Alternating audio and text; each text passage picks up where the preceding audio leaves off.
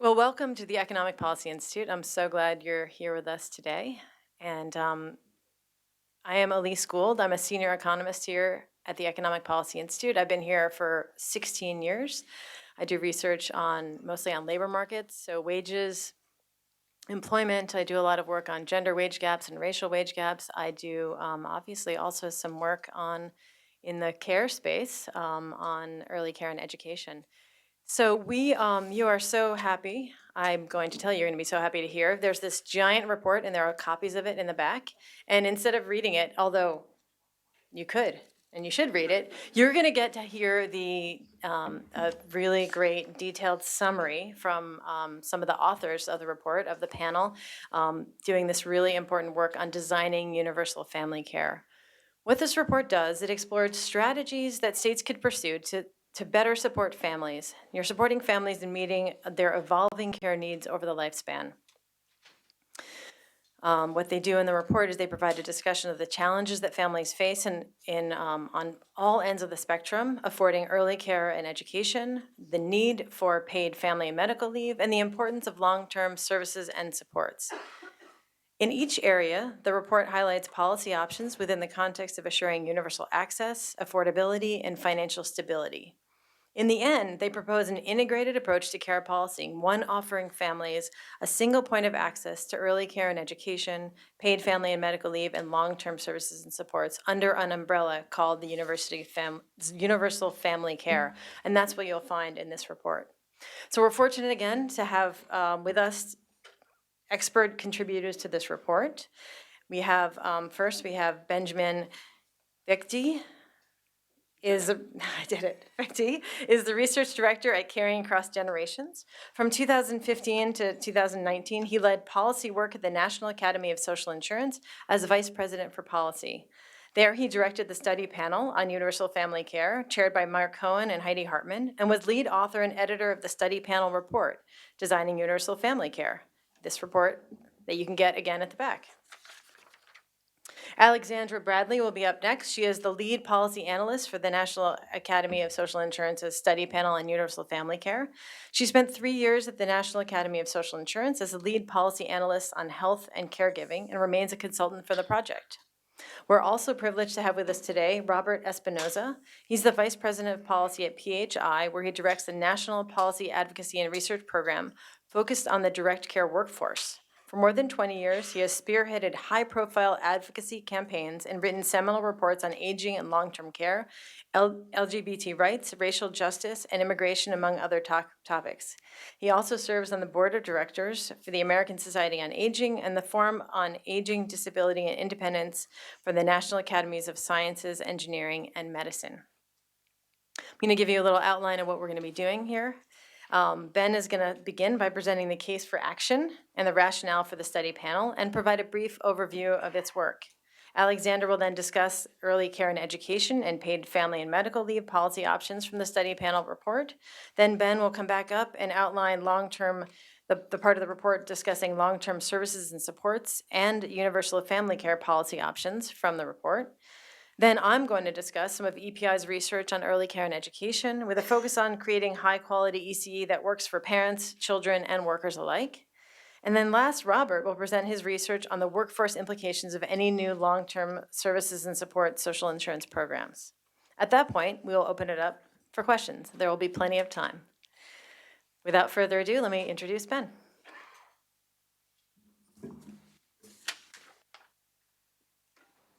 Thank you so much, Elise. And Elise just came back from a trip late last night with flight delays and was kind enough to moderate this panel this morning on very little sleep and short notice, so thank you so much. I'd like to start by saying a few things that may make you feel unsettled. Think of your own extended family from the youngest generation to the oldest. Think about people in your family or people in our families who need care, whether that's daycare or long-term care. And think about your own fears of growing older and maybe needing long-term care one day, and the financial and psychological demands that could place on your relationship with your spouse and your children. Think of the tremendous inequality of opportunity we have in this country and the fact that millions of children don't get a decent start in life. Now think about the people in our families who provide care to a loved one. We know that most of us can't afford to take a big reduction in our work hours or a big cut in pay in order to provide such care. And we know that hiring professional care supports, whether it's daycare or long-term care, is expensive and out of reach for many of us. Finally, think of the care workforce and the substandard quality of the jobs in the daycare sector and in the long-term care sector, and the racial and gender equity implications that that has. I'd like to tell you that there's good news on all of these fronts, as challenging as these issues are. The study panel from the National Academy of Social Insurance came up with vetted, viable policy options that could address all of these challenges, both individually and in a unified, integrated way. And we're going to be talking about those today.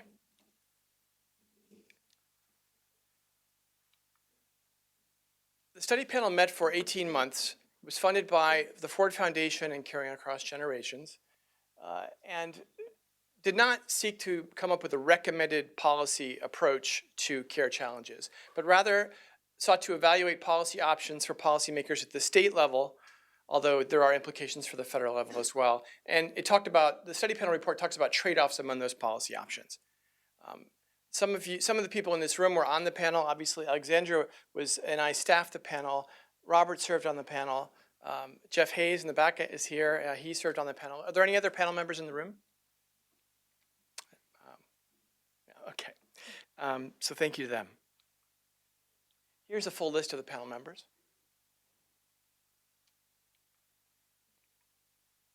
So caring for loved ones can create some of the most meaningful experiences in our lives. But gaps in the care infrastructure leave many of us struggling to balance work and care.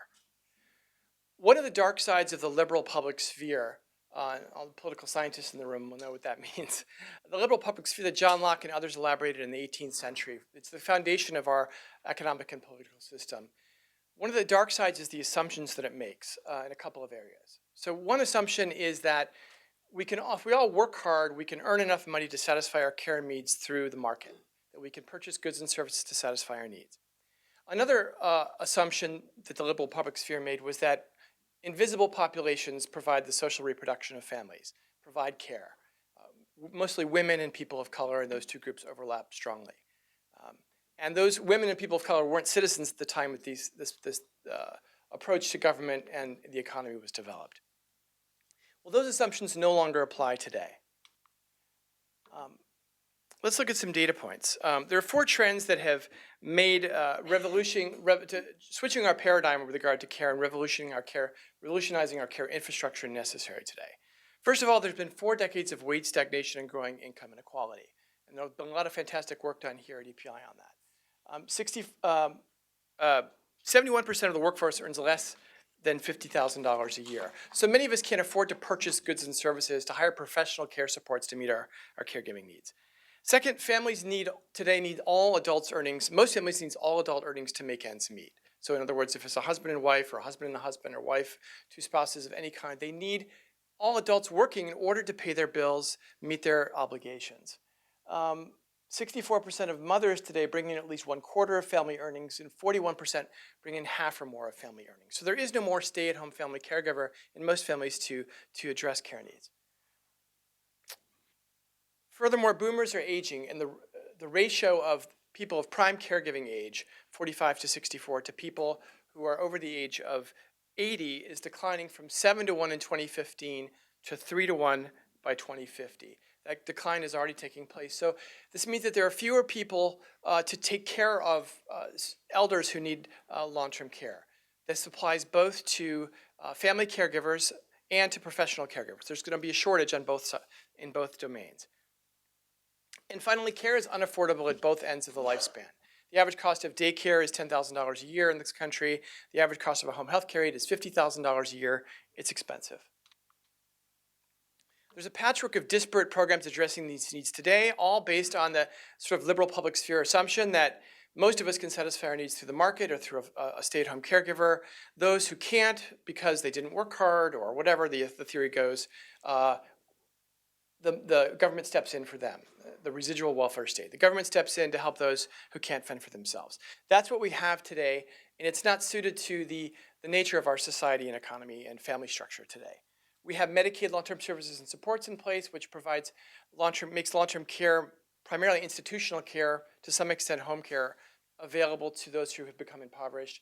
We have an array of programs that Alexandra will talk about to help in the daycare space, but they're both targeted programs, and the broad middle class is largely left unprotected. Finally, the number of paid caregivers won't meet demand, and care jobs are poorly compensated, limiting the quality of the child care and long-term care workforce, as Elise and Robert will be talking about. And finally, families bear the burden of this insufficient infrastructure, and it's mainly women who bear this burden, many of whom are sandwiched in between caring for parents and caring for children. So the Academy took on this project because the Academy believed that improving the care infrastructure is possible through social insurance. The risks involved here are long-term services and support, the need for long-term care, the need for paid family medical leave, the need for affordable childcare are insurable risks. Families experience these needs in interrelated fashion, so a holistic, integrated approach makes sense. If you're a family caregiver, the risk of taking care of your child or your parent it's the same set of risks that you're facing, so an integrated approach we thought would make sense to study. There are synergies to addressing these challenges together, and we also believe that states have an important role to play. So for those reasons, the Academy took on this project and worked on this report. With that, I'd like to pass it to Alexandra. Good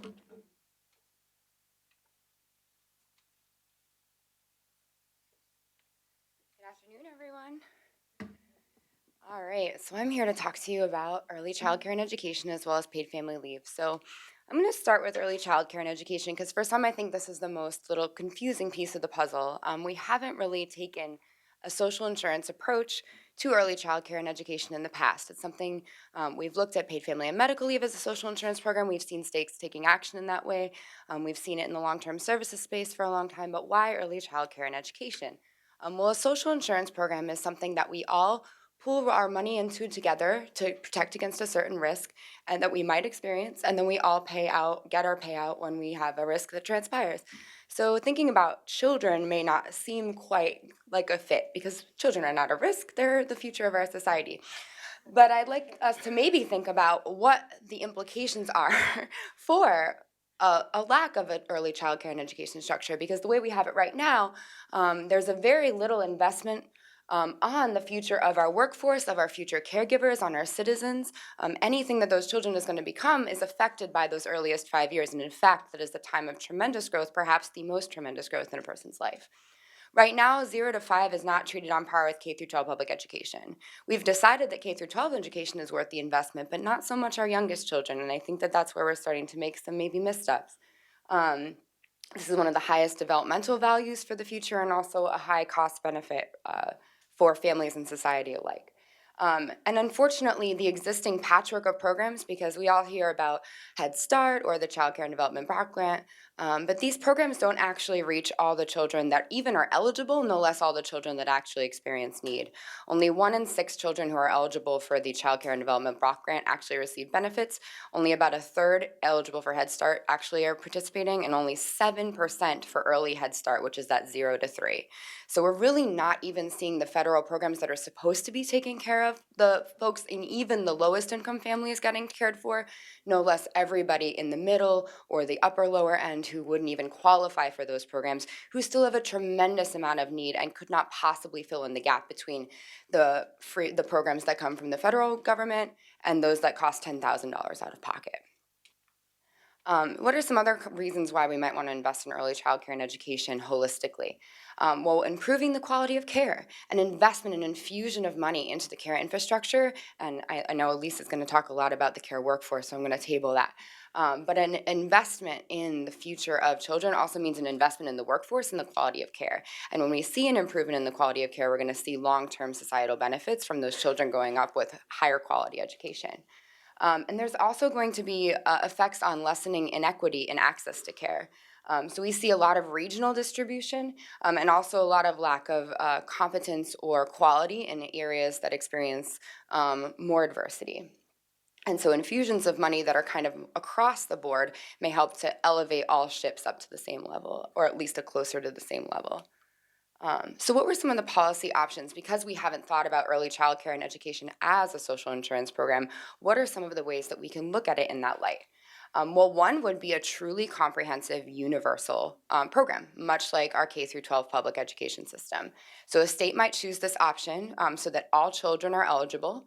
And it's essentially an expansion of K through 12 down to younger levels. You could either go straight down to zero, or you can progress over time. So a state might start with 4-year-olds. In fact, many have. The District of Columbia has a universal pre-K program for 4-year-olds. Some states have extended that to 3 as well, and you could work your way down over time if you wanted to phase this in. It is a high upfront public investment, but I also want us to think about the payoff of how much that would do for society. That investment, that investment is an investment, so it is bettering our future. There is the second option, which is an employment-based contributory program. So a lot of states have wanted to talk about tying benefits for early childcare and education with a family member's employment. So say a parent was working, they would then be eligible for benefits. This is certainly a way to target working families and make sure that folks can maintain labor force attachment. But unfortunately, when coverage is not universal, that also means that there's going to be a lot of gaps. And a lot of folks are going to not only be left out, but also rotate in and out of coverage. Because if you think about especially lower wage jobs, part-time jobs, seasonal jobs, temp jobs, many of the jobs that especially mothers, but parents in general, are required to hold in order to provide care for their children, they're often churning in and out of the workforce. And what happens to a child when they are in early childcare and education one moment and then out the next? And what is that going to look like on a practical level? It's not only a problem for families, but it's also a high administrative burden for the state and very complex. And finally, the last option, which is kind of a middle, maybe a lighter version of the first option, is a universal subsidy or voucher program. So all children would still be eligible for some benefit, but rather than the state covering the entire cost of care through the program, families would receive a certain amount in terms of a subsidy and might have to fill in the gaps. Now, that may or may not actually cover the full cost of care for families. Some families will be able to fill that gap, and some families will not. So we have to look at whether or not that amount is actually going to be adequate for the families at the margins, and whether or not that's going to increase or decrease inequality. Because if only the families with the most likelihood to be able to fill that gap are going to be able to do so, then we're not really actually seeing a decrease in inequity, we're seeing an increase. But it does provide some flexibility for states and maybe a way for states to ease in to a program like this. So as I said, programs that are universal are better positioned to improve equity across all children. Programs that are employment-based may leave many children out. And all programs, I should emphasize, because I've gotten this questions in the past, we are not going to overnight see a public education system on like exactly the same as K through 12 education, where suddenly public providers are going to pop up out of the woodwork and start providing 4-year-old education on day one. We're going to have to take a look at the existing private care space, engage those folks, bring them in, bring them up to par for what they need, for what the community needs to provide those services. And many of them will probably be involved in providing the services for early care and education. And just to reiterate, especially in the subsidy program, the generosity of benefits is really going to determine whether or not families are actually experiencing a decrease in equity, because if higher earners are the only people able to pay the gap between what the state provides and what is left for them to pay, then we're not looking at an actual decrease in inequality. Okay. On to paid family and medical leave. So this is an issue that we've definitely thought about in terms of social insurance. And in fact, many states have already done it. So when I say paid family and medical leave, just in case folks aren't familiar, I'm talking about time that you take away from work in order to either provide care for a family member or receive it for a medical concern of your own. So that might look like someone who had an acute medical condition such as a heart attack or a cancer diagnosis and needed to take some time off for their own personal care, or someone who gave birth to a child or whose spouse had a stroke. These are some of the reasons why you might need to take time off. So we have 5 states that have a long-term temporary disability program, which is the paid medical leave portion, and 4 have added paid family leave on since then. And another 5 states are in the process of implementing a new program that's combined paid family and medical leave, since they didn't have that existing paid medical leave program in place. The District of Columbia is one of them, and they're about to come live next year. I won't go into detail on the different decision points for the sake of time, and also because it's in great detail in your report. But some of the things that I want to flag and some points that states have actually first on are things like the qualifying events. So, what counts as a qualified family member to receive this benefit? So, in some states, you might see only children and parents and very close family members. And some states are making decisions to include more chosen family or broader definitions of family. Um, those are decisions that states will have to make in terms of who's eligible. Also, the generosity of benefits is going to greatly affect whether or not families are actually able to take that time off. In some of the very early states, the benefit amounts were very low, and lower income families who are making minimum wage could not possibly afford to take, say, 60% of their regular pay when their regular pay was already barely making ends meet. So the policy options that we looked at, there were two substantial policy options. The contributory social insurance program, which is what the vast majority of states have selected. This simplifies administration because everybody's in one risk pool and everybody gets paid out of one risk pool. It spreads risk across the entire workforce in the state, so especially for smaller states, that's going to be a big benefit. And it reduces the potential for employer involvement or discrimination. The second option, which we saw mostly happening in New York, but with some kind of small representation in like California and New Jersey, is that there is a hybrid social insurance program with either regulated private options or the option for certain employers to opt out. The only state that actually has a robust private market right now is New York. But what the issues that we've seen with this is that it's just an increase on the administrative complexity on states. So rather than having one program to monitor, you have one program and 200 employers to monitor, each with a unique individual program, or an entire private market like the workers' compensation program that you have to monitor every policy on the bucket. So it is a higher administrative complexity, requires robust regulatory mechanisms to make sure that employers and private providers are actually doing what they're saying that they're doing. But on the flip side, we have seen this model work with workers' compensation, and it does increase employer choice, so it has been appealing to some states. We talk about the trade-offs a lot more in the report. And finally, we just want to think about the funding source for paid family and medical leave. So states have done different things. The vast majority have done the social insurance model, so that either is a shared employer and employee or an employee or employer only cost. The only state that has taken employer only is DC, and that is for very complicated reasons because we don't have self-rule. But most states have either chosen an employee only model in terms of the contributions or a shared cost, and most have chosen the shared cost. And that is it for me. I'm going to turn back to Ben for long-term services and supports. Thank you, Alexandra. So I know this is a lot. If anyone wants to stand up and stretch, feel free. So we're going to switch now to long-term services and supports, long-term care.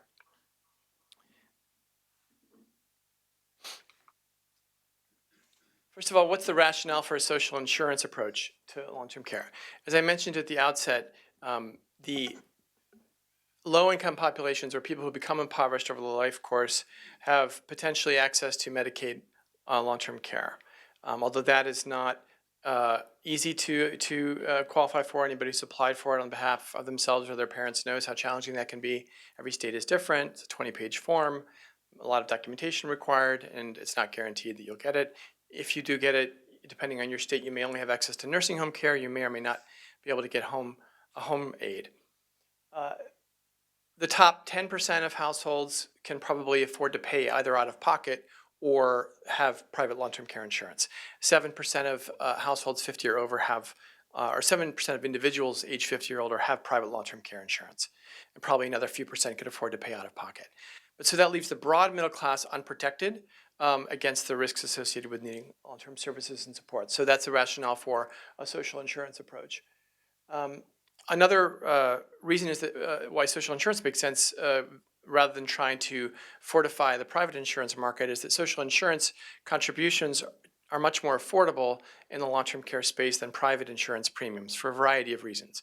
First of all, you're paying in over your entire lifespan from age 20 until you retire, as opposed to waiting till your 50th birthday to think, oh my gosh, I'm getting older, maybe I should buy long-term care insurance, at which point the premiums are much higher because you're paying over a shorter period of time. Secondly, there's no adverse selection in social insurance because everyone's a mandatory program. With private insurance, people who think they're going to need long-term care because their mom or dad needed it are the ones who are more likely to try to purchase it, which is adverse selection, which drives up the premiums. There are sales and marketing costs associated with private long-term care insurance. So those are all reasons why a social insurance approach is more affordable for families. Furthermore, there is up to 30% of people who apply for private long-term care insurance get denied coverage because they're considered a bad risk. So even if you wanted to buy long-term care insurance, you might not be able to. If a state were to try to set up a social insurance program for long-term care, what are the key decision points they would need to evaluate? The first major one is what would be the population covered? And now the first question there is, do you only cover people who pay into the program? In other words, this is a classic social insurance approach where you need to pay and invest, or are you going to try to cover everyone? A second coverage eligible population issue is a generational one. Do you cover everyone who has a disability immediately upon passage, as almost every other country has done when they passed these programs? Or do you only cover people who have the opportunity to pay in over time, invest in the program? That overlaps with the previous issue, but it's not identical to it. It's a separate question. So for example, Washington State in 2019 passed a long-term care social insurance program, but they chose, in order to keep the contribution rate low, they chose to only cover people who vest, and therefore boomers are completely uncovered by the program. So that was a hard choice that they had to make to keep the contribution rate under 0.6%, for example. Another issue is the timing and duration of coverage. Here's data from Melissa Favreau and Judith Day on the projected duration of LTS need among seniors with need. This is just among seniors. You see about half of us who end up needing long-term services and supports need it for 2 years or less. About half of us need it for more than 2 years. One approach in a public program would be to have a front-end coverage model where you get coverage for the first 2 years, for example, or up to a certain lifetime maximum benefit that it's designed to equate to 1 year of need or 2 years of need. This is what Washington State chose to do. The idea there is that covers like the most immediate problem, and then if you have a longer duration of need, the Medicaid long-term services and supports program can kick in to help you at that point. A separate approach, a distinct approach, would be to have a back-end catastrophic approach where the assumption there being that that's the most expensive and hardest to manage and most unpredictable tail of the risk. So you let families cope somehow with the first couple of years of need, and you help them out on the back end. That would be another approach. Both of those approaches cost about the same in terms of what the cost of the program would be. A third approach would be to have a temporally unlimited duration of coverage, so comprehensive coverage in terms of time. That is what every other country has done. That's what, there's 6 social insurance programs and 4 other programs in Scandinavia that offer this, that are tax funded. That's what they do, but in this country, the debate is between front end and back end. Medicaid is essentially a back end program. Okay. Financing considerations. So if you're going to structure this as social insurance, you have to figure out what tax base to use and what rate of contribution to apply to the tax base.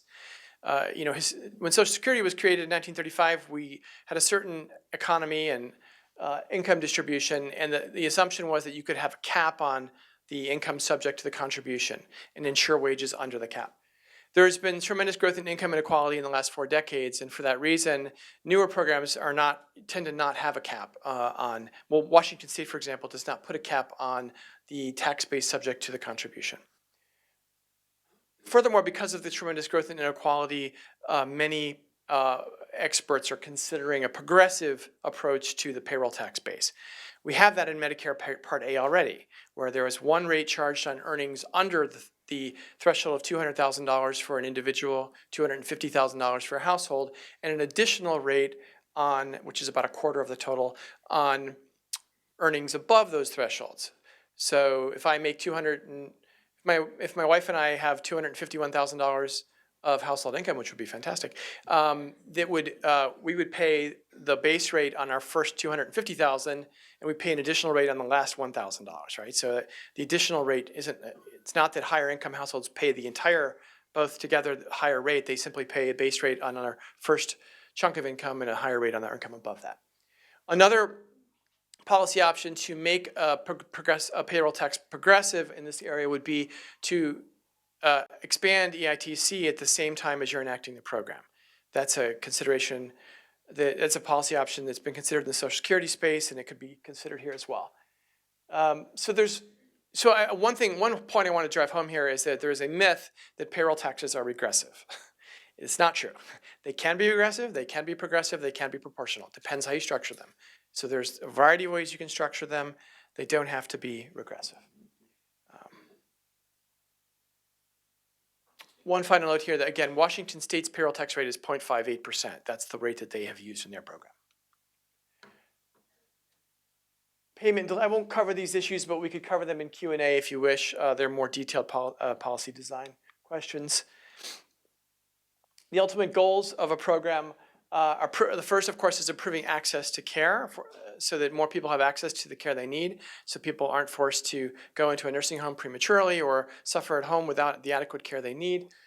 Reduce out-of-pocket spending for families. It's a tremendous burden. Most of us don't have nearly enough money to maintain our living standards in retirement, much less pay for long-term care needs out of that limited retirement income.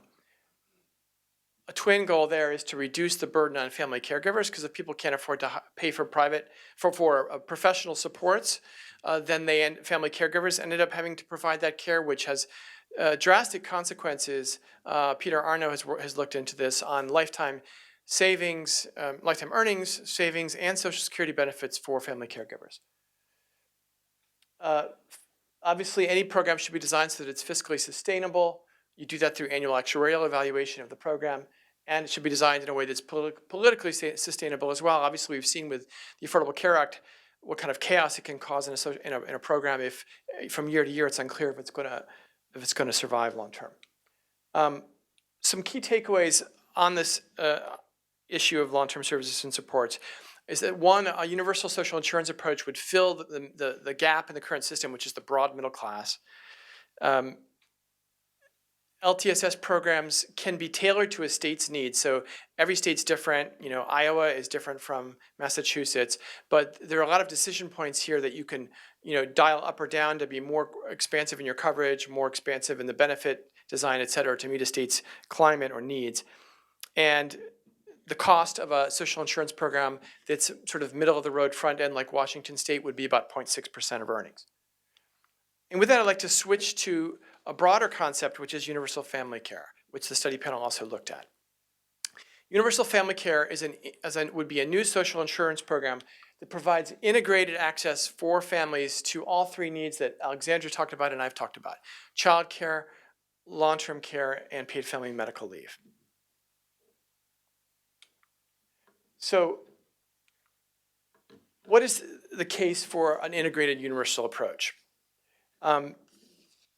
First of all, we all juggle work and care. The assumption of the residual welfare state that only kicks in when people don't work hard or can't fend for themselves, that ideology of the 18th century, the assumption there is that only low-income families struggle with this. Well, all of us in this room, I'm sure, struggle with this issue, right? And if you don't, God bless you, I'm happy for you. But most of us struggle dealing with these issues. So it's not a anti-poverty issue. It's a social insurance issue that affects all of us. Social insurance is also a more efficient way to pay for the care. So rather than waiting till a care episode strikes, my mom needs long-term care, which did happen in the last 15 years. And I'm trying to pay for my child's, education. Do I reduce my work hours and care for her? Do I take him? Do I affect his education in a negative way? How do I deal with all these? Do I want to face the care challenges and the financial challenges at the same point in time in my life? And the answer is no. Much more efficient for me if I could pay into a system while I'm working before the care episode strikes and have that protection available when the care episode strikes. That's what social insurance does. And so it's a more efficient way for families to support families. It's more family friendly because it means during care episodes, I'm not worrying about money, I'm worrying about caring for my child or my parent or my spouse. Finally, an integrated approach, if you approach all of these, you could always, of course, design and implement these three programs in parallel, right? Or only two of them or one of them. these are also options, obviously. But an integrated approach through universal family care would provide a one-stop shop for busy family caregivers. All of us know if we're dealing with childcare issues and parent issues, elder care issues, or disability supports for family members, that each of them entails their own bureaucracy, their own time-consuming challenges. If there were one simple way to, one integrated program that we could go turn to, like Social Security is there, for example, for retirement, disability, and survivors benefits. It's not three separate programs, right? Medicare provides, pharmaceutical benefits and doctors' benefits and hospital benefits. We don't have three separate programs for that. If you had one integrated approach, busy family caregivers would have a much easier time. So we've been talking about public policy this whole time. Let's do a paradigm shift here of our own, or perspective switch from the macro level to the micro level, to look at the family perspective. What does this look like for families trying to navigate their own care challenges? To understand this, we at Caring Across Generations, we conducted interviews with family caregivers, with dozens of family caregivers in the Bay Area, in San Francisco Bay Area, of all different income levels and family structures, to get a sense of what their care challenges were and how we could design a program that would work for them in terms of, because of course it was Silicon Valley, we decided to develop a web app that would, not in order to have the app, because the program hasn't been enacted yet. The idea is to simulate the experience of a family claiming benefits. How could a program be designed so that it not only works for the policy wonks in this room and makes sense for all the things that we think are important in terms of policy design, but also works for what families think are important in their daily lives. So this is one of the families that we interviewed. Leah on the right is a 30-year-old pregnant mother of a 2-year-old son and a part-time caregiver for her 78-year-old father. I actually did interview this family. That's a real family. Her father has serious health issues, and she's worried that if her dad has an incident, he might require home health care aid, which could require her to quit her job and make it unaffordable for her to meet her care challenges. So let's imagine that a web app exists for claiming universal family care, and we in fact designed one earlier this year. So rather than apply for programs like paid family leave benefits, long-term care benefits, and child care benefits, Leah would turn to this program, Universal Family Care, whether it's a door you knock on or whether it's a web app, and the program would ask her what her needs are and try to provide integrated supports that make sense for her.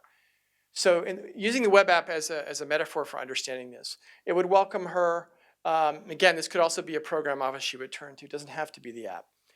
First, it would assess her needs. It would ask her questions. Who are you looking for benefits for? For yourself, as you would with paid medical leave, or for a family member? Which family member? Ask their name, what their challenges are they enrolled in other benefit programs? And then I would offer a tailored system of supports for that family caregiver, for Leah in this case. So Leah, for example, would probably need paid family leave to care for her dad, and she might need child care supports, and she might need a home health care aid for her father at some point.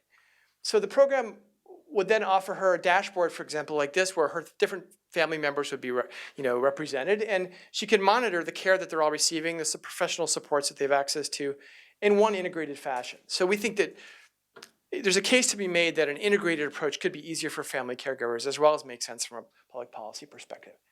The pillars of a universal family care program would be that work is the foundation. It would be grounded in social insurance, anchored in social insurance. So whenever people are working, they would pay into the program. If you're not working, you wouldn't, but when you're working, you would pay in over the life course. And then when you needed care supports, you would receive benefits. Be flexible and portable, just like Social Security or Medicare. It would have a single access point for a variety of supports, as we just discussed, and it would also invest in the care workforce, which I won't talk about further because I know that Elise and Robert are going to talk about that. Just to give you a broad sense of how this could be designed, the study panel came up with two broad structural approaches, the way a program like Universal Family Care could be designed. It could be a classic contributory social insurance approach based on vesting, like Social Security, where you have to contribute for a certain number of quarters to qualify for benefits. Or it could be a more comprehensive approach where you try to cover everyone the way other long-term care programs in Germany or Japan or South Korea or Taiwan or Scandinavia do, in which case you would need more than just payroll taxes. You would need supplemental funding from another revenue source as well. We also delineated two, you could obviously either have a core set of benefits that are modest, like in Washington State, for example, they only provide up to a lifetime maximum of $36,500 of long-term care benefits. So a limited lifetime amount of benefits that they derive that from $100 a day times 365 days a year equals $36,500. So most people wouldn't use that all in 1 year. It's about enough for 2 years of a typical person's care.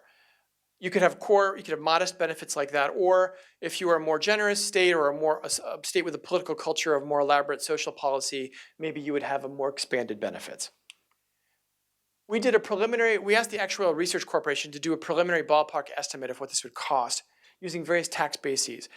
This is a middle-of-the-road universal family care benefits package.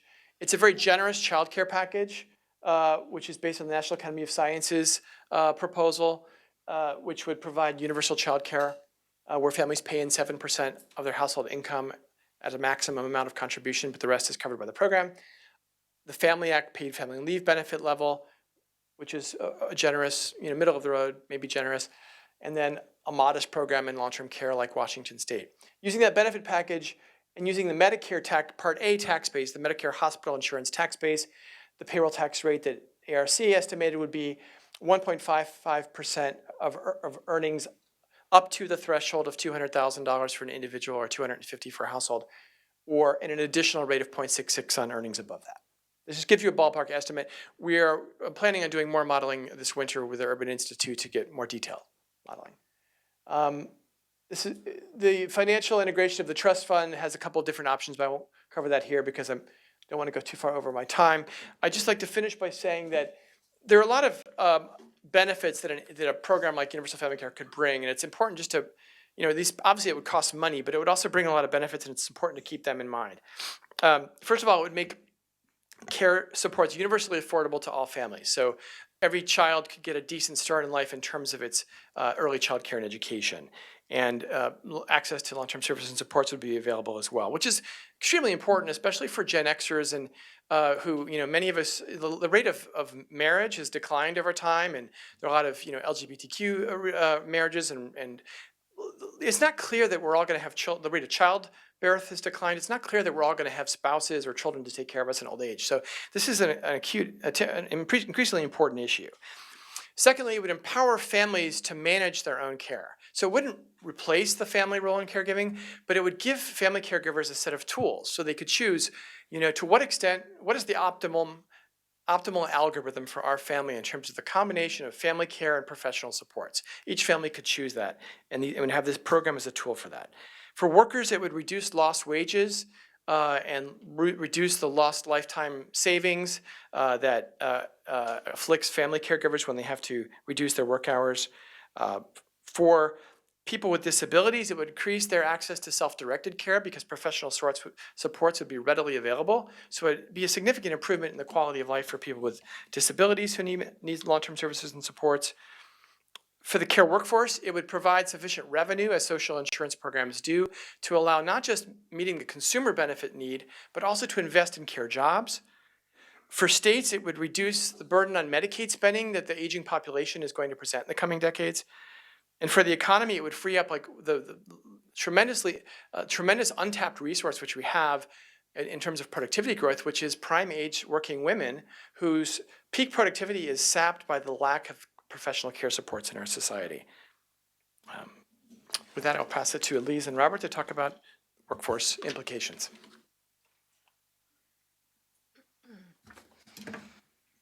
Thank you. It's certainly an ambitious undertaking to think about solving all those problems at once. I commend you for the report and the details and all the different financing mechanisms. To have it so complete in one place, I think is pretty impressive. So thank you. So I'm going to talk about early care and education. So I'm going to leave aside some of the other issues that have already been talked about. EPI has a long history of doing research on social insurance, primarily health and retirement security. In the last several years, we have been doing increasing amount of work on early care and education, And to be clear, it's early care. A lot of what we're talking about is care, but it is education for these youngest of children. So the work began at the Economic Policy Institute when we had been doing our family budget calculator, which we've done for a couple dozen years now. And what we noticed one year when we were doing it is that rent was no longer the highest cost that many families faced. Many families were finding that infant care costs were far exceeding how much they had to pay for housing. So maybe they needed a 2 or 3 bedroom apartment, and yet their costs for childcare exceeded that, even if they only had 2 kids in the family. So then that made us do more research because that's what we are interested in doing here. And we looked at how high quality childcare is out of reach for many families, so looking at their incomes. And then we looked at the flip side of that and how childcare workers aren't paid enough to make ends meet themselves, and how that compromises the quality of care that children receive. We have done a lot of state level work. I don't know if you're familiar with it, but we have, in addition to our very local level family budget calculator, we do have our childcare fact sheets that provide data on a state by state basis. You'll see an example of some of that data when I'm looking at California in the report I'll be talking about in a minute. After that, we tried to look at the holistic idea of what it would mean to have an ambitious national investment. It's going to cost a lot of money. We're already hearing that today. To do this right, it's going to cost money, but the return is well worth it. In the last couple of years, EPI has developed a partnership with Berkeley's Center for the Study of Childcare Employment, particularly Leah Austin and Marcy Whitebook, the co-directors of that program. And we have engaged with them on a couple of projects. The first thing we did was to look at what good childcare reform should look like. And it has some of the components we've talked about today. We do want to make sure that parents have the ability to stay home, so the paid family and medical leave would have a paid parental leave component to it. And we want to make sure it's affordable for families and you have high quality care, and you need to pay for that. And you need to pay the workers to get that high quality care. And so those are some of the components. The latest research that we released in July is breaking the silence on early child care and education, and looking at really breaking the silence on how much it's going to cost to have the kind of system that our children, our families, and the workers deserve. And so I'm going to be talking about that research today. And the few things I'm going to talk about, I'm going to highlight the problem with the system we have now, and that there is a lot of money that we have in the system now. And the second is the values consistent with the kind of system that we would like to have. So what are those values that should underlie that? We've heard a little bit about that already, but I'm going to talk about them more clearly in terms of early care and education. I'm going to talk about how we estimated how much that will cost for the state of California, little details on our methodology, and then the bottom line of how much that values-based budget will cost. And I'll conclude with the next steps of what we are doing here at EPI on this research. So the root problem is underfunding. What parents can afford to pay is not enough to provide teachers with a fair wage and ensure high quality care and education for their kids.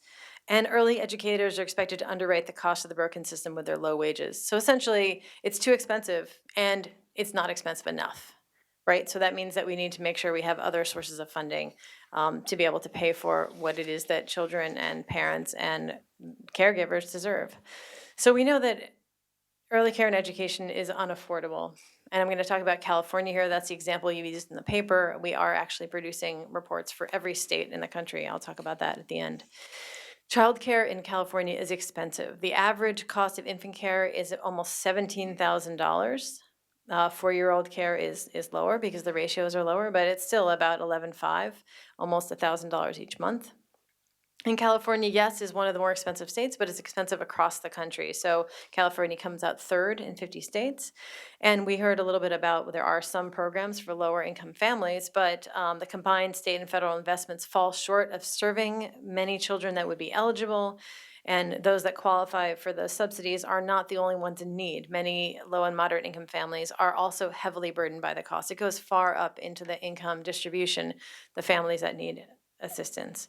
And you can see that when you compare the costs of infant care or 4-year-old care to other costs that middle income families might face. Their housing costs are higher than 4-year-old care, but are about the same as what it costs for infant care.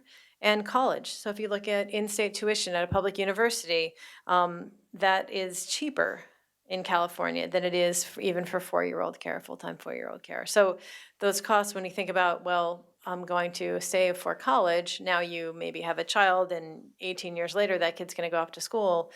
Well, what happens? You have 9 months, you become pregnant, you have 9 months to save up that same amount. That's really not feasible for many families. They simply cannot afford it. And even if you look at the median family, so this is looking at the median family in California, makes about $68,000 a year.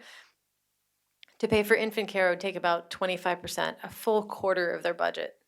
So their budget, they have to pay for housing and putting food on the table and healthcare, transportation, going to and from work, all the other costs that they have. You're going to immediately take out a quarter to pay for that infant care if they only have one kid. If they have more, it's going to be even more. So then there's the flip side. Right now, early care and education is funded through low pay. It's essentially the low pay of those workers that allow even the feasibility of those families that can afford those costs.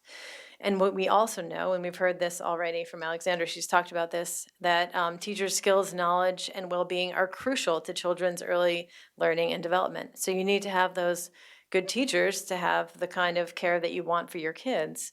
And yet their pay in California, the median early educator wage is about $13 an hour. So they're at about the 28th, 30th percentile of all workers in the state. So 70% of California workers are paid more than the typical early educator. And if you compare them to K through 12 teachers, even early educators with at least a bachelor's degree, they're being paid half as much as other educators in the, so elementary and middle school teachers are paying half as much. And we all know that that's kind of a low bar, right? From the teachers striking across the country, we know that pay is already low for teachers with bachelor's degrees or more. So their pay is low. It's not surprising then that they are economically insecure. A study in Alameda County found that 75% of early educators worry about paying their bills, paying for their housing, about half worry about having enough food for their families. These are the teachers that are teaching the youngest children in our country, and they have a lot of economic security. They are far more likely to live in poverty, and early educators that are Black are actually a quarter of them are likely to live in poverty. And so those teachers, again, we are giving them a life of economic insecurity.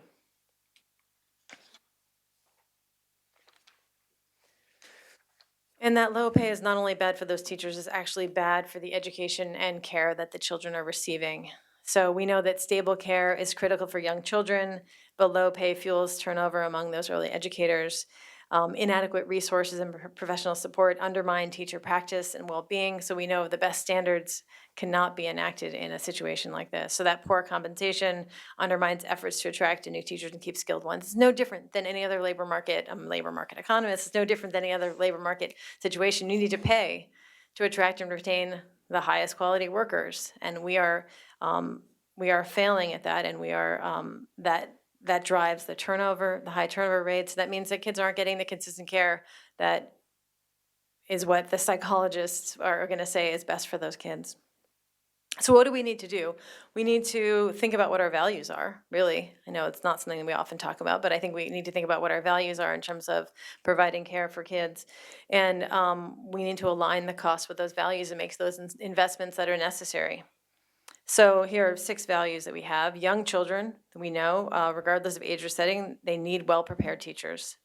To attract and retain those teachers, here we're talking about California, it happens in any state, then we must offer good wages, benefits, and working conditions. To provide high-quality care and education, you need to make sure you have reasonable limits, so reasonable ratios of teachers to children, and also you should have enough staffing so you can have adequate coverage at all times. And you need all times. You need those aren't just 8 hours a day, right? Parents need care for their kids for much longer than that. And teachers also need to have time, we call it non-contact time, to make sure that they can prepare lessons, that they can talk to parents when they need to, take care of other professional responsibilities as well as invest in further professional development. You also need to have program administrators and other key personnel. They have to have fair pay and healthy working conditions as well. And you need to think about meeting the increased demand for services anticipated. So you create a better system for all of these things. You can use the universal care model. You can think about having a ECE system. You can think about what we've done in DC here. So having 4-year-olds, 3-year-olds, what's going to happen? You're going to have increased demand. If you have increased demand, you have to increase the pipeline of highly qualified and committed teachers. So you need to think about that holistically. So then what do we do? we have to answer a bunch of questions to think about how to, this is our methodology, how we are going to actually estimate the costs. And so these are the four basic questions we're looking at. One, how many children are expected to participate in the early care and education system? So you could build a great system and you could think that they will come and there'll be a lot more kids enrolled than there are today. And it's likely what will happen, because we know that the cost today of not having a very high quality and affordable system has meant that many parents stay home with their kids, and that's fine if they want to choose to stay home. But we also want to make sure they have the options to stay in the labor force, and to have that, they need to have an affordable, high-quality option. So there is a large range in the number of kids that might participate. There's also a large range in estimates based on whether or not kids are going to choose center-based care or some home-based setting. And so based on those, in all of our estimates, we have a range of costs because of those differences. How many staff are going to be needed to serve the early care and education system? Again, that depends on which setting we think people are going to go into. And some of the youngest children wind up in home-based settings, and those that are closer to school age wind up in center-based care. And so using the research that's already out there, we allocate kids throughout the state into different settings, and using the highest standards for ratios for each age. How much should early educators and other staff be paid? There, again, we're using state level data, and we're going to equate the salaries of those BA teachers with BA teachers in the elementary and middle school system. I think that is we know that the education of the youngest of kids is very important for kids' mental and academic and emotional development, and we should be putting those investments in those teachers as well. And we'll have, in each of those classrooms, we're going to have a BA teacher, and you'll have an assistant teacher, which doesn't have the same education needs. And so we allocate those in the model according to the different size centers that we're going to be estimating. And then there's obviously non-personnel costs. All the costs are not labor. A lot of them are, but rent is the other leading cost. And so we look at rental costs within the state of California for either residential for the home-based care or commercial for the center-based care. And then other costs, we take information from other models about food, instructional materials, other things that have to be put into that model. So we are trying to be as comprehensive as possible. And so again, there's going to be a range, but our top line numbers for a fully phased in high quality comprehensive ECE system in California, it's about $50 billion. It ranges from 30 to 37,000 per child. And the range of costs, as I mentioned, reflects the fact that we have different assumptions about the age and number of kids participating and where they're going to be participating in the system. And so that may have some shock value, that kind of number, but it is more expensive than a K through 12 system because of those lower ratios and the longer days, the more hours that they have to be open to be present for what parents actually need from those systems. Also, it's more expensive, but you might argue that we don't have enough investment in the K through 12 system, so that may be a low bar in terms of comparison. I also want to point out that our estimates don't take into account how much money is already in the system. So there already are federal, state, and local contributions to the system, not nearly enough, I would argue, and we need to look there for additional sources of funding. And then parents are already putting a lot of money into the system, and we need to make it more affordable. But there is money. We are paying for it one way or the other. We're also paying for it by oftentimes parents are staying home because they can't afford it, and that has a cost on the economy as well. So there will be substantial returns on this kind of investment. You've heard about some of those already in terms of what this system can do. You're going to create a skilled and stable ECE workforce that can deliver high-quality services and meet growing demand. We're going to improve children's well-being and success with a solid early childhood foundation, remove barriers to work, increase employment and earnings among parents, particularly mothers are the ones who are impacted by that. We can provide benefits to employers from reduced absenteeism and turnover when more stable childcare is in place. So when they have better childcare, then parents that are working are going to be even more productive employees. And then you provide that support for education and professional development for early educators that can help address wage disparities within the occupation and relative to teachers of older children. So you can have a little bit more equality there in across the children that are being served. And then you can create opportunities. You're paying more to attract and retain those workers. That can be a better path to a career for many young people who want to be teaching our youngest of children.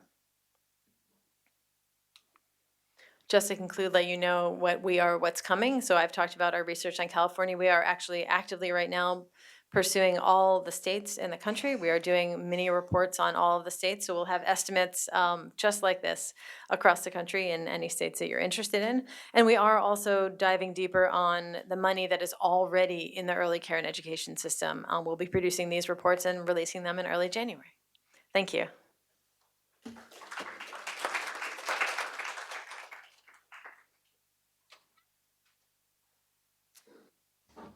Good afternoon. Oh, there we go. By way of introduction, my name is Robert Espinoza, and I'm the Vice President of Policy at PHI, formerly the Paraprofessional Healthcare Institute. For those of you who aren't familiar with PHI, we are a national organization focused on research and consulting to strengthen the direct care workforce, specifically their role in the healthcare and long-term care system. The philosophy of our work is that when we strengthen the quality of direct care jobs through a variety of measures, we ultimately strengthen the quality of care that all of us receive. This summer, PHI, in collaboration with Caring Across Generations, issued a report that looked at how do we strengthen the direct care workforce in state-based social insurance programs focused on LTSS. And I'm going to focus most of my 10 minutes on that report. Direct care workers, by definition, are home care workers and nursing assistants that support older people and people with disabilities with a variety of activities of daily living. There are about 4.5 million workers in the US as of the latest data. In January of this year, PHI released data that showed that by 2026, we'll need to fill about 7.8 million jobs in direct care. And that's caused by a few trends. One is growing demand, caused by growing numbers of older people and increased longevity, but also people who exit the labor force for a variety of reasons, and workers who exit direct care for other sectors, primarily jobs that are paying more, that might be offering better workforce supports. Home care in particular is the largest growing job occupation in the country. The vast majority, when you look closely at home care workers, the vast majority of home care workers are women, about 87%, about 62% are people of color, 31% are immigrants, for totaling about 1 million immigrants in the sector. And the median age is about 46, although it should be known that 1 in 4 direct care workers is aged 55 and older, so it's an increasingly older workforce. One of the reasons that we need to think about strengthening the direct care workforce is that turnover hovers at around 60%. We don't have any reliable workforce data on turnover for a variety of reasons, but our experience shows that that tends to be around 60%. In many states, direct care workers leave the direct care field for retail and fast food as two top industries. These are jobs that pay more, offer more stable schedules, and might be psychologically easier jobs for a variety of reasons. And then there's a widening care gap as well. The growing number of older people is far outpacing the number of working age women, which is the primary demographic for these jobs. When we look at what we need to do to strengthen direct care jobs through state-based social insurance programs, our report looked at 9 areas in particular. For time purposes, I'm going to zero in really briefly on 4 of these areas. The first area is increasing compensation. The median wage for direct care workers is around $11, $12 an hour. And too often, low wages lead to high poverty and lead to high turnover in the sector. So we argue that when we're developing state-based social insurance programs in LTSS, that we should establish wage floors that increase wages for direct care workers and account for that in the revenue that's being generated. We also believe in accounting for benefit cliffs and benefit plateaus. This is a phenomenon among low-wage workers who are eligible for public benefits, that if they work past a certain number of hours, the money they receive in public benefits decreases, and it disincentivizes workers from working more than a certain number of hours. And we think these measures should really account for those benefit cliffs and benefit plateaus, and also financial literacy and counseling programs that low-wage workers can primarily benefit from. Training requirements across the country are not very strong for this workforce, especially for personal care aides, and we think this is an opportunity to strengthen those requirements, also strengthen the quality of training programs. Too often when we work with states and local providers, local agencies, to implement training programs, we find that the quality of those programs is low. They're not adult learner-centered. They're not tested for their ability to actually increase knowledge and skills and confidence in this role. And that's primarily because they're underfunded. So we think about how to strengthen those programs. Increasingly, can we think about boosting e-learning programs to reach a wider swath of workers across any given state, but also for people who might benefit from these skills in these programs, and also create, implement, and test advanced roles in home care, where workers can play a more expansive role in the delivery of care through peer mentoring, through supporting people with specialty conditions like dementia or HIV or a variety of increasing challenges. And how can we think about also finally implementing and supporting recruitment and retention efforts? The best way to promote recruitment and retention in this sector is, of course, by promoting high quality jobs that pay enough. But short of that, there are also a variety of innovations that we think can be supported. Can we commission a statewide study, for example, that would best understand from workers themselves the main reasons they leave this sector and the main reasons that they don't enter it? Can we also form a statewide fund where we would be supporting innovation at the state level among innovators who might have unique ways of boosting both recruitment and retention? And can we establish a state level direct care advocate? In New York City, there is a division of paid care, and we argue for these kinds of divisions at the state level as well. Finally, I mentioned that there is a real dearth in data on this workforce. So can we think about how to establish the infrastructure, the data collection infrastructure, to really systematically collect data on the direct care workforce, collecting data on variables like turnover, vacancy rates, compensation, and whatnot, and telling us, in what parts of the state our workforce shortage is the greatest, for example. Can we also use these systems to centralize training and certification systems in these programs? And can we fund original studies on the direct care workforce, specifically in areas that are chronically underfunded, like the gray market, for example, where consumers are paying for workers out of pocket and off the books, but it's a big part of this sector that unfortunately we have very little data on. In closing, I would say that the premise of this approach is really that direct care workers are central to the long-term care system, to the lives of millions, and to our economy, that quality jobs might actually also create cost effectiveness, not just improved care. That when we think about programs, we should think about not just making them more accessible and affordable through social home programs, but also be able to access workers on many levels. And how do we finance a long-term care system that is at its core workforce centered? All of this information is available on our website at phinational.org, and shameless plug, follow us on social media at PHI National. Thank you so much.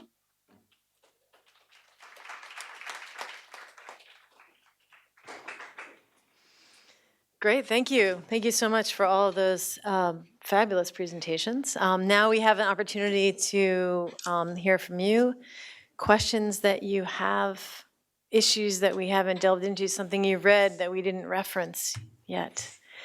We have a couple of mics coming around, and we can start there.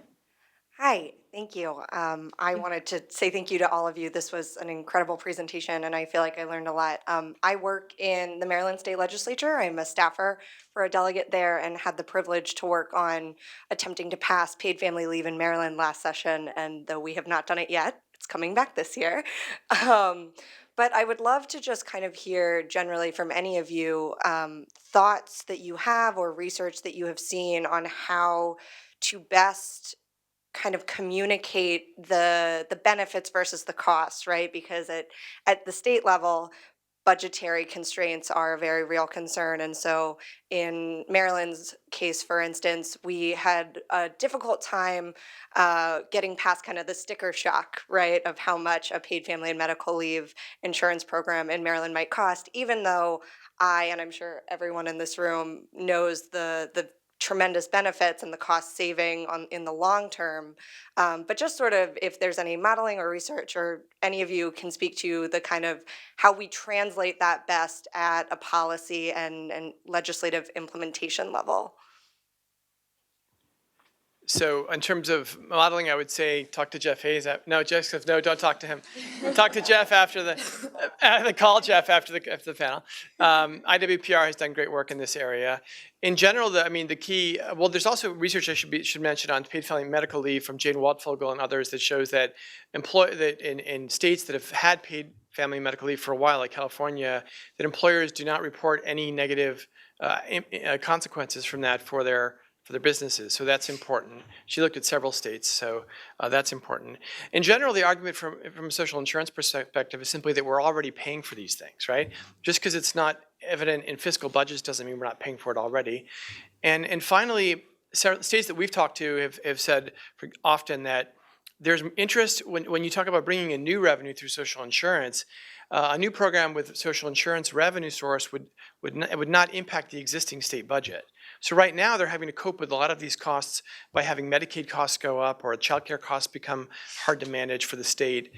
In Washington State today, 6% of the budget it goes towards long-term care. The population of people who might need long-term care is doubling in the coming decades. So there's no way they can imagine that going to 12% of their budget, right? So a new program that brings in new revenue in many ways could solve a lot of those problems that they would otherwise have to face through their existing pie of state funds. Yeah, and just to add to that a little bit, because when we look at the way, I think there are several different ways that these can be funded. So you might have a lot of states, especially for the combined programs, have gone with like either a shared employer or no employee or an employee only cost. But these are often, yes, the sticker shock of the whole thing sounds really big, but when you boil it down to, I think one state was really harping on the fact that it was the cost of a cup of coffee per week, roughly, like it was $2 per employee, right? And when you break it down to that level and say like, what are you gaining from the cost of a cup of coffee a week about the protection that if I had a child, I get 8 weeks off to provide care, or if my mom gets sick, I get 6 weeks off to provide care. Putting it in those terms makes it a lot more palatable, I think, for like folks on the ground, because there's like talking to high level wonks, but a lot of legislators are dealing with their constituents, and so to really translate it into the terms of like, okay, yes, like it's X% or whatever, but what does that really actually look like? What are you spending your money on? Where those are things that I think when we actually look at the true kind of real individual person level cost, people are not so sticker shocked anymore. And we've seen that be really successful. And then also from an employer perspective, even when employers are sharing the cost, this is a burden relief on employers, because instead of people taking fully covered time off from work that is usually paid for by the employer, it's a state-funded, like tax-funded system that is completely removing that burden from their pot of money. They don't have to pay that person to take the time off. The state fund pays for it. And so instead of paying for that 6 weeks of PTO that the person might have, the state is paying for that 6 weeks of PTO. So it's actually removing a burden on the employer as well. So from both constituent perspectives, there's like really good arguments to be made.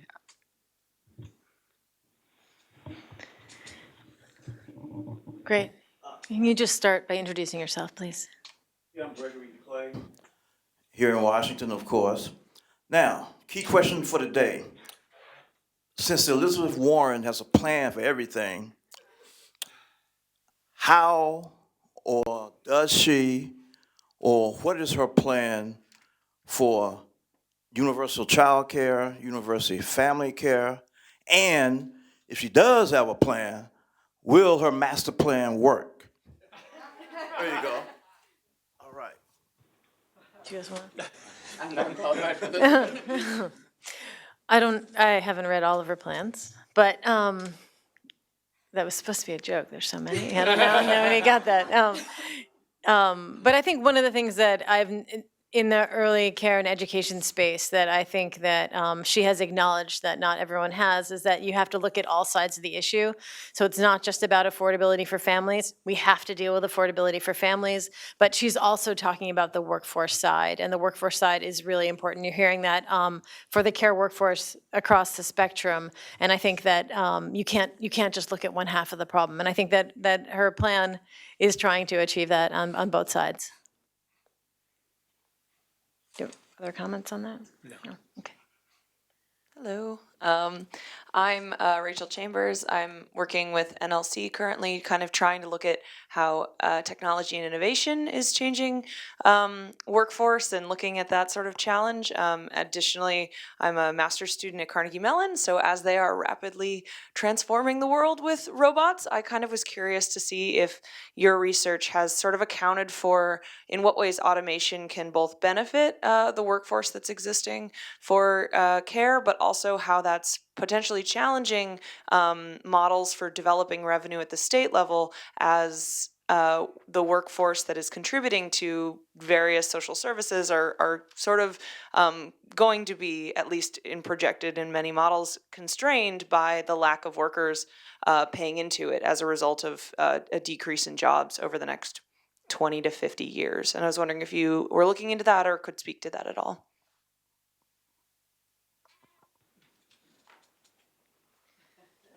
I don't, did you want to? Yeah. I don't think robots are taking over, but I'll get more in a second. Go ahead. Yeah. Yeah, I think it's a big question. A few reactions that come to mind. One is that there's research that's been done, I think, looking at the ways in which automation is distinctly affecting women workers. And in the direct care sector, where women make up 80 to 90% of that sector, it's clearly a fear. And we've been seeing, at least anecdotally through the work that we've been doing with providers, it's changing the way in which care is being delivered. It's changing the nature of job. It's displacing a certain percentage of workers, and then it's completely changing the jobs for people who remain, right? And unfortunately, what we're not seeing enough of are workers informing the design of automation and getting a sense of what really can work for both as a worker, but also for the clients they're supporting. We're also not seeing enough testing of technology. I think there's a kind of a wild, wild west of innovators implementing technologies both for altruistic purposes, but also for profit. And it's not being tested or screened or regulated. And it's quite frightening, especially in the mobile app world. The pieces I would say, though, is taking away from automation and more technology, there are a number of ways in which technology can support at least direct care workers and the quality of care. And the ones we highlight, one are, in advanced roles where workers are playing a more expansive role in the delivery of care at home. The use of mobile devices and technologies can really be used to better communicate changes in clients' conditions, observe, record, and report at a heightened level, and also better integrate the worker in the full care team so that they're communicating with the physicians, the social workers, the family, and more. We're also seeing e-learning as a promising strategy as technology, and we're also seeing the development of what are called matching service registries or caregiver registries, where states fund and develop these online job platforms where consumers can better find workers and workers can better find consumers based on their preferences, their needs, and their availability. So I do think it holds promise.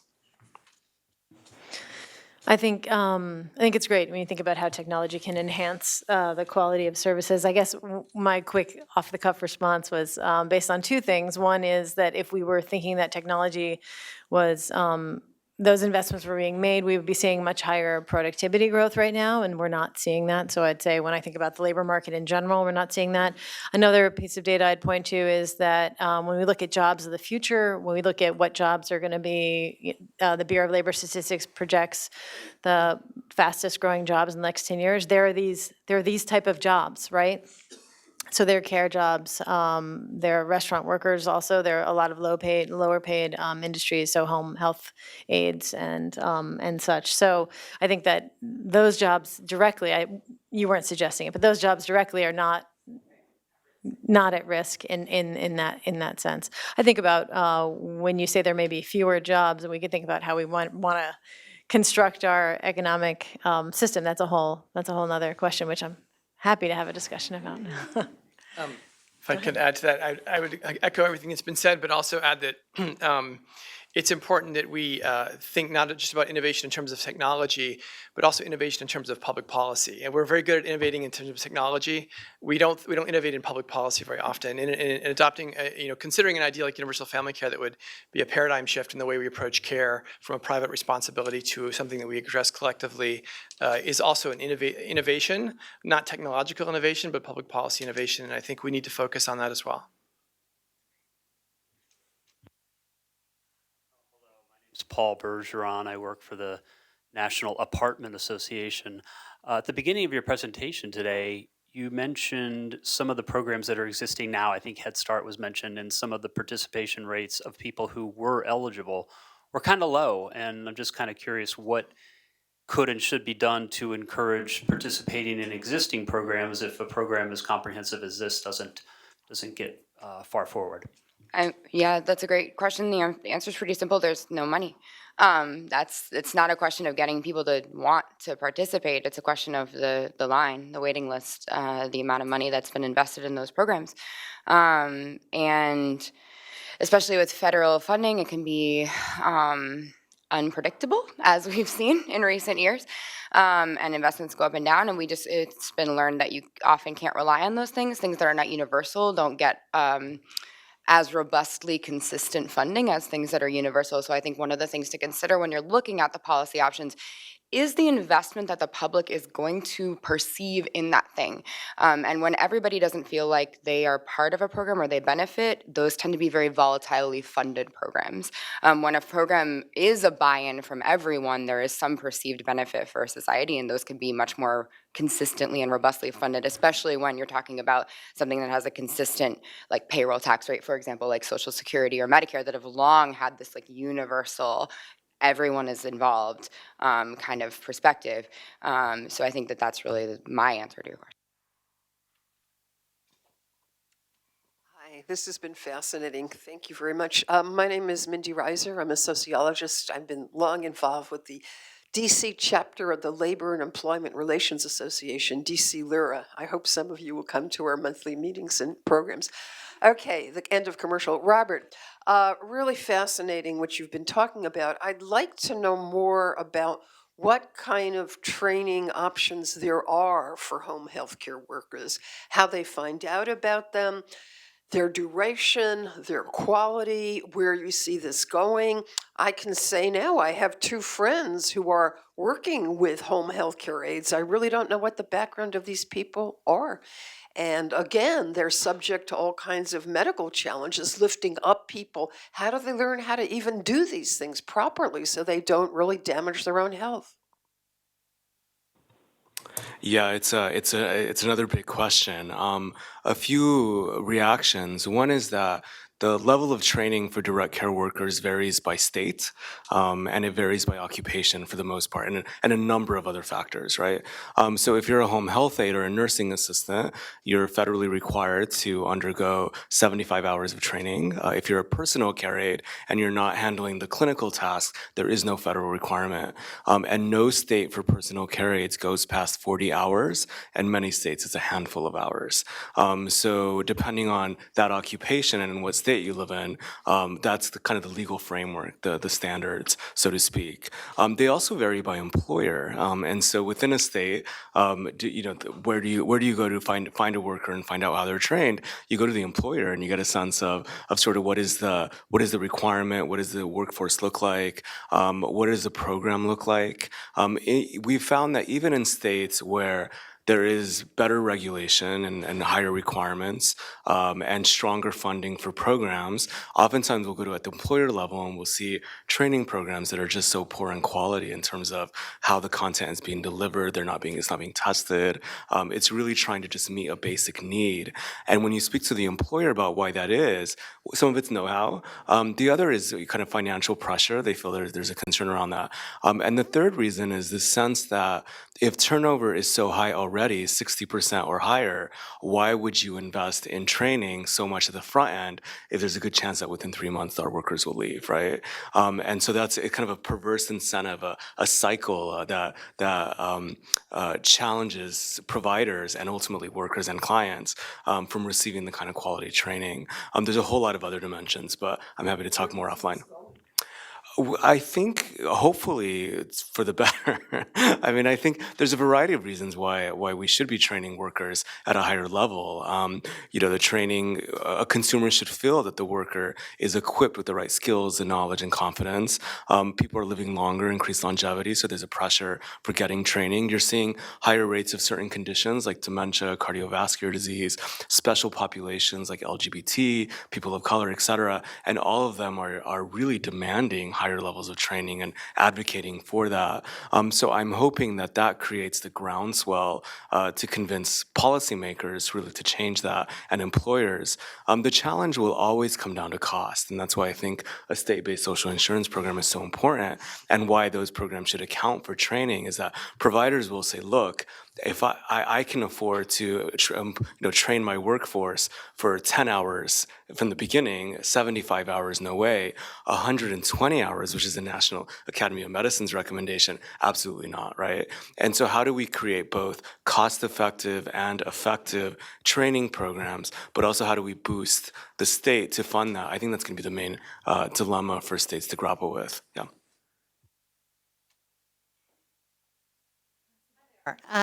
My name is Eleanor Lacane. I'm the policy director for a presidential candidate. I'm very interested in this integrated universal family care plan. It's like a bold and big and important approach. It's fascinating. And it seems like it could really work for people in the sense that it simplifies, here's your one point of entry, and then we work out all the details to help that family. It also could work from the delivery side because this whole workforce problem we have, we've got to be able to recruit, retain, and train care workers for the children, for home care. We've already got shortages in Maine and Iowa and other places. So this is a big issue, and it could be a big, bold answer for how to solve that problem. I have two questions. One is this integrated family care actually operational anywhere right now? Like, which countries have it? What are the best models that are out there now? And secondly, do we have an operational plan now? If the next president said, I want universal family care, you have a plan that we could put into motion? I could take that. So, first of all, is it operational? No, it's not operational anywhere in the world yet. But we've certainly, we have a 320-page report that outlines how it could be done. It's well thought through. I did an interview last week with a German newspaper on this topic, and they were flabbergasted that the United States could leapfrog them and become the avant-garde of social policy worldwide. So they didn't expect that. I would say that Washington State has passed a paid family medical leave program last year, a social insurance program for paid family medical leave. This year they passed a long-term care social insurance program. So that's two of the three legs. And they also have one of the best child care systems in the country and have a goal for themselves to have universal child care by 2025. So Washington State could be the state that gets there first. And interestingly, I was just doing a site visit out there a couple of weeks ago. The paid leave program is a year ahead of the long-term care program there. So they already have a website that they're developing. And the long-term care program now is trying to leverage that website infrastructure for their program. So they're already trying to figure out how they can work together. And they both have the Department of Employment Security in Washington State administering parts of their programs, both programs. So they're already starting to think about this. But yes, we absolutely have thought that through, and it could be operational. The best models, again, Washington State, would be the best place to look. Several other states are considering this right now. I'm meeting regularly with different states who are considering this. So this could be something that becomes a piece of legislation next year or the year after in several states. Could the next president implement this? Absolutely. I mean, we already know how to do paid family medical leave. We've known how to do that for a long time. It's been existing since the 1940s. We've had temporary disability insurance, which is paid medical leave, and we've had paid family leave since around 2000. We know how to do social insurance for LTSS. 6 other countries do it already. Washington State's doing it now. And affordable childcare is the missing piece, but it's not hard how to imagine adding that to the other two. So absolutely, this could be operational for the next president.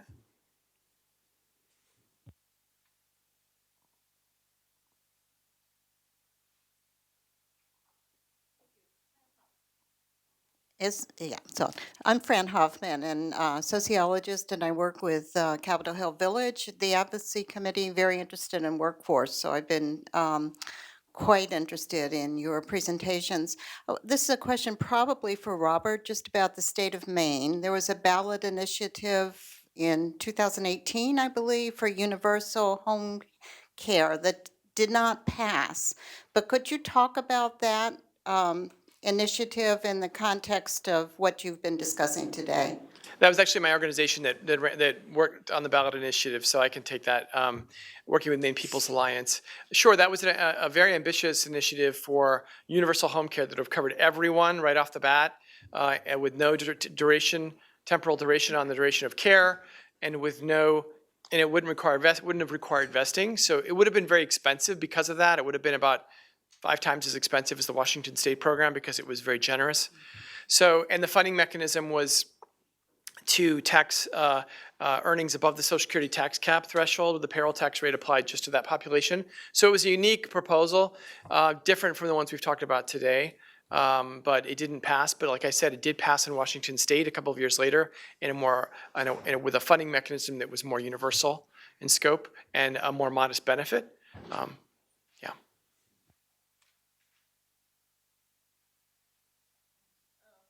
I'm Debbie Weinstein. I'm with the Coalition on Human Needs, and thank everyone for talking about, excuse me, this extremely important topic. I want to take a very brief page from Caring Cross Generations in the way you lift up personal experiences, since so many of us have those. In my own experience, caring for my father before his death, 2 extremely wonderful caregivers were afterwards basically driven out of the field because they couldn't afford to stay in it. And then being sandwich generation, like seeing my daughter and grandchildren struggle with childcare costs, early childhood education costs. I'm certainly a person who would be very eager to see ballot initiatives or action to pass the kinds of things you're talking about.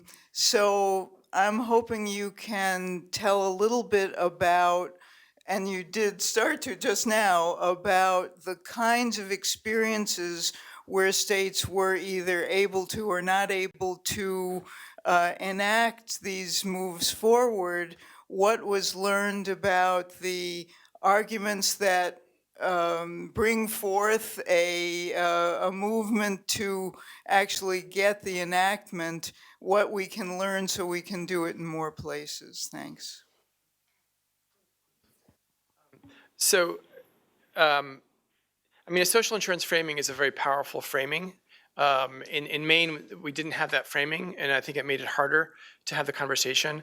I think the most compelling case, really what we're talking about here is just a paradigm shift. It's like flipping a switch. It's a very simple switch, which is that rather this is not the old paradigm that stay-at-home caregivers handle this, or that we can all afford to pay for it out of pocket. We all know it's not true, and it has been true for a long time. This is no longer a private responsibility or that we can handle on our own, or we shouldn't even be handling it on our own. All families need professional care support so that we can optimally balance our work and care in a way that makes sense for our families and for our loved ones. That's the paradigm shift. I think with a universal social insurance approach, when you talk to people, you can say, look, we're all struggling with this now. Let's solve this problem together. Let's all pay into a fund. It's a modest contribution. The one I mentioned, our preliminary cost estimate would have been $79 a month for the typical family for universal family care, would fund the benefit. Let's solve this together. And so I think that's a narrative frame that works well. Yeah, if I can just, from like a state perspective, looking at a lot of the paid family leave battles, and I think that the UFC battle is kind of just a grander version of some of those battles. The things that I've seen be successful in that space are the unity of the movement. So the many voices coming together and fighting for something. So rather than pitting employers against workers or families against their labor force participation, it's about getting all stakeholders at the table and kind of reminding folks that this is an investment that benefits all of us. And I think universal family care is an even more is an even better example of that than paid family leave in and of itself, because there you're talking about a workforce only issue rather than the entirety of a state, really, when you think about adding in childcare and elder care and care for folks with disabilities. We're talking about an investment in the kind of the betterment of society. And when all of those stakeholders come to the table and can agree that this is an important issue, that's when I think we've started to see movement really work. It's what made it work in DC. I know when we were talking with folks here and working on that movement, it's what I've seen work in other places. And where we get held up and where things are unsuccessful is where we don't see it as a unified vision or a collective thing that we're working towards together, but, oh, we're going to tax this group over here, or we're only going to talk about this issue, we're going to leave out these people. The more exceptions and pulling out that we start to do, the less robust, the less successful that program is going to be, because people don't see it as a shared benefit or a shared vision. It's only for those folks over there. So that's my insight. That's Can I great. answer that? Oh, I'm sorry. Oh, so I was going to say, why don't we take one or two more questions? Maybe we can take them in a row, and then we can just do one last go around down the line, unless, Robert, you want to throw in one more. Okay, great. Thanks. Hello, my name is Soraya Toze. I'm with Ascend at the Aspen Institute. And I really love this presentation, great information. The question I had, one of the things we talk about is what we call the childcare conundrum. And it's this thing you talked about, Elise, where you have low-paid workers in the childcare, but then it's expensive. So in your studies or implementing it, how have you seen, because you pointed out that you would factor in higher pay for childcare workers, but how do you ensure they get a higher pay? Would there be, a floor, or how would that work in a program? Yeah, so we've thought about this a lot, and both for the child care and the direct care side. I mean, there's a couple of ways. One is, with the social insurance program, you have a trust fund, and with a trust fund, you have a trust fund board. You can have, stakeholder participation on that trust fund board. Workers, employers, beneficiaries, or contributors could all be represented on there to have a stake, to have a voice in shaping the program. You can have a minimum wage for the workforce. You could have, as Robert was talking about, different levels, different steps on the ladder, the career ladder for those workforces with different certification requirements and different wage levels. Most importantly, you can have a requirement that in order to be reimbursed by the state program as a direct care worker or a child care worker, in order for an agency or employer to get reimbursed for providing services, they have to meet these job quality standards. So no provider could participate in the public program unless they met the job quality standards. That's a strong lever in a new program. Washington State is using that lever in their new long-term care program to make sure that they're good quality jobs. Yeah, I think one of the things that we've seen is sometimes states have requirements but don't have money behind it. So it's really important that the money is behind it so that they can meet those qualifications and those requirements and have that be fully funded. I think we have one last question. Thank you. This has been really wonderful. My name is Nils Franco. I'm with the Altarum Institute. We've been focusing at the program to improve elder care on long-term care insurance and looking at a tripling of the oldest old, the 85 plus population between now and 2050, with only 10%, if we're being generous, of Americans who are insured for these incredible costs, which are averaging, for those who need it, $266,000. And so I'm curious about how the federal government can step in and sort of structure their own activities better so that the savings that you're discussing from these programs can be shared with the states, can be allocated appropriately or optimally with Medicaid or what have you. I'm not sure. I guess what you're saying is if you introduce a new social insurance program, how could that relieve the pressure on the states and so forth? I mean, you'd be bringing in new revenue to fund the new program, presumably, right? And that would fund the new program, and that would then relieve the burden on the state Medicaid budgets as well as the federal Medicaid budget, which would then relieve the burden to tax to fund those programs.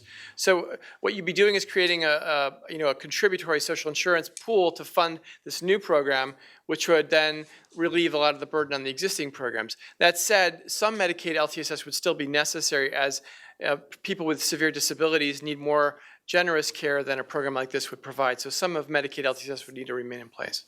And I think, though, the other thing in terms of what can the federal government do, I mean, there's a couple of really messy things about the way our system currently exists. And the way that it currently exists is that you must get to a point of crisis before you get help. Like, let's be honest about that. And so instead of waiting until things are beyond catastrophic cost, if we were investing in earlier interventions, or if we were making sure every state had home care, not just some of them. It wasn't just a waiver. Every state had access to home care. Those are huge cost-saving mechanisms. It could be, half as much as an institutional care. We're placing many folks in institutions that don't need to be because they have literally no other options in their states. So we want to think about ways that the federal structure is holding back long-term care in particular, but really things in general. We're putting these kind of roadblocks to, like, okay, you can't get care until you're like actually in crisis. Well, that's your problem. Now that is a way more expensive care than it would have been if we had put a handlebar in that person's house in their shower before they fell, or whatever those things are, right? So those social determinants, those preventative costs that are hard to see the benefit of, because public health is the invisible thing that we don't notice until it happens, until it becomes a problem. That's where you want to see your money, in my. Thank you so much. I want to give a hand to the panelists. Thank you so much. And for all of you sticking with us. And don't forget to get your copy of their important study.